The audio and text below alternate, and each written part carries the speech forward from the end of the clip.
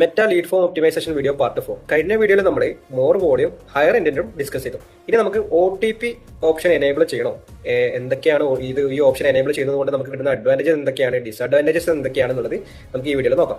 Actually ഈ OTP enable ചെയ്യുമ്പോൾ എന്താണ് സംഭവിക്കുന്നത്? നമ്മൾ യൂസർ ഫോം സബ്മിറ്റ് ചെയ്യുമ്പോൾ OTP ഓപ്ഷൻ എനേബിൾ കൊടുത്തിട്ടുണ്ടെങ്കിൽ അവർ മൊബൈൽ നമ്പർ എൻ്റർ ചെയ്യുമ്പോൾ അവർ മൊബൈൽ നമ്പറിലേക്ക് ഒരു OTP വരും. ആ OTP എൻ്റർ ചെയ്ത് കൊടുത്താൽ മാത്രമേ അവർക്ക് നെക്സ്റ്റ് സ്റ്റെപ്പിലേക്ക് പോകാൻ പറ്റുള്ളൂ. ഇങ്ങനെ ചെയ്യുന്നത് കൊണ്ട് എന്താണ് അഡ്വാൻറ്റേജ്?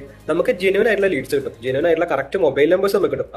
അതുകൊണ്ട് നമുക്ക് നമ്മുടെ സെയിൽസ് ടീമിന് ഈ നമ്പേഴ്സ് ഫോളോ അപ്പ് ചെയ്യാൻ ഈസി ആയിരിക്കും. ഇവിടെ സ്പാം ലീഡ്സിന്റെ എണ്ണം കുറവായിരിക്കും. ശരിക്കും എന്താണ് ഡിസഡ്വാൻറ്റേജസ്?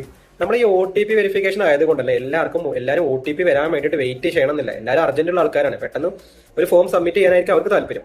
അപ്പൊ അവർ ഈ OTP ചിലപ്പോൾ അവോയ്ഡ് ചെയ്യാനുള്ള ചാൻസ് ഉണ്ട്. പിന്നെ അതുപോലെ OTP ആയതുകൊണ്ട് തന്നെ ഒരു ട്രസ്റ്റ് ഇഷ്യൂ അവിടെ ഉണ്ട്. അതുകൊണ്ട് തന്നെ അത് ചിലപ്പോൾ ആ ഒരു OTP ഉള്ളത് കൊണ്ട് ആ ഫോം സബ്മിറ്റ് ചെയ്യാതെ പോകാനും ചാൻസ് ഉണ്ട്. ഒരുപാട് സ്പാമുകളൊക്കെ നടക്കുന്നത് കൊണ്ട് ഈ OTP ചോദിക്കുന്നത് കൊണ്ട് ചില ഇഷ്യൂസ്, ചില ജെന്യൂൻ കസ്റ്റമേഴ്സിന് നഷ്ടപ്പെടാനുള്ള ചാൻസ് ഉണ്ട്. അതാണ് ഇവിടെ ഏറ്റവും വലിയ ഡിസഡ്വാൻറ്റേജ്. പിന്നെ നിങ്ങൾക്ക് എന്തൊക്കെ ചെയ്തിട്ടും ഈ ലീഡ്സിന്റെ ക്വാളിറ്റി ഇഷ്യൂസ് ഉണ്ടെന്നുണ്ടെങ്കിൽ നിങ്ങൾക്ക് OTP കൂടി ട്രൈ ചെയ്യാം. ഇങ്ങനെ ഈ OTP ഓപ്ഷൻ എനേബിൾ ചെയ്ത് കൊടുക്കുന്നതുകൊണ്ട് ഒരു ഇമ്പോർട്ടന്റ് പ്രോബ്ലം കൂടി ഉണ്ട്. അതായത് നിങ്ങളുടെ CPL ഹൈ ആവാനുള്ള ചാൻസും കൂടി ഉണ്ട്. പിന്നെ അതുപോലെ തന്നെ നിങ്ങൾ ക്രിയേറ്റ് ചെയ്ത lead form Meta automatically edit ചെയ്യുന്നുള്ള കാര്യം നിങ്ങൾക്കറിയാം.